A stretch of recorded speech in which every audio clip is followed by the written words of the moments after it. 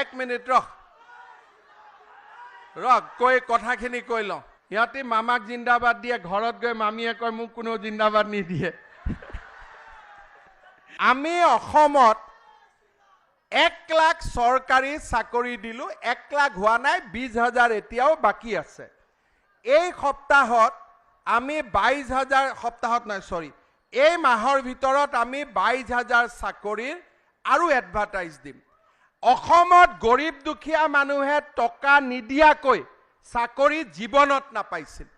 আজি গৰীব দুখীয়া মানুহৰ কাৰণে চাকৰি সহজ হৈ গ'ল মাত্ৰ ল'ৰা ছোৱালীয়ে পঢ়িব লাগে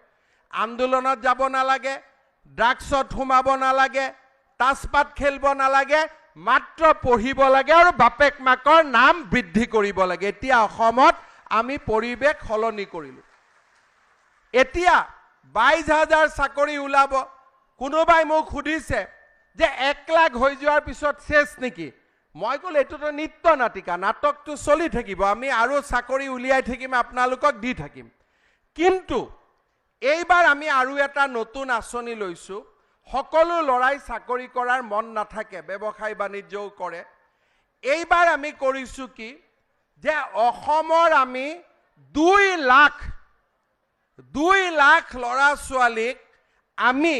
নিজৰ ব্যৱসায় প্ৰতিষ্ঠাৰ কাৰণে বেংকৰ লগত কোনো কানেকশন নাই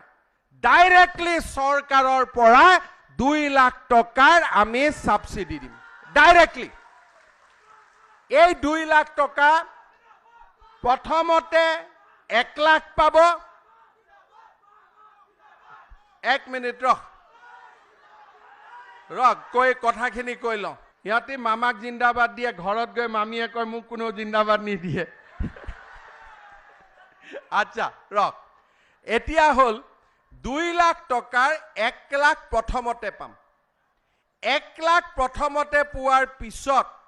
যিসকলে ভাল কৰি ব্যৱহাৰ কৰে তেওঁলোকে দ্বিতীয় 1 লাখটো পাব আৰু এই 2 লাখ টকাত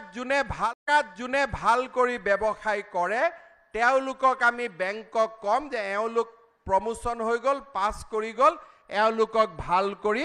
আপোনালোকে লোন দিয়ক যাতে এওঁলোকে নিজৰ জীৱনটো নিৰ্মাণ কৰিব পাৰে ঠিক আছে কোনোবাই মোক সুধি আছে দাদা টকাটো কেনেকে পাম কেনেকে গম পাম দিগন্ত কলিতাৰ লগত লাগি থাকিলে আমি গম পাম হয় নহয় আমি পৰমা ৰাজবংশীৰ লগত লাগি থাকিলে গম পাম আমি জয়ন্ত মল্ল বৰুৱাৰ লগত লাগি থাকিলে গম পাম আৰু টিভি চাই থাকিলেও গম পাম কিন্তু বেছিকৈ এওঁলোকৰ লগত লাগি থাকিলে আমি খুনকালে গম পাম যোনবিলাকে লাগি নাথাকে অলপ দেৰিকৈ গম পাব হয় না নহয় ঠিক কৈছো নে নাই গতিকে লগত লাগি থাকিলে আপোনালোকে খুনকালে গম পাব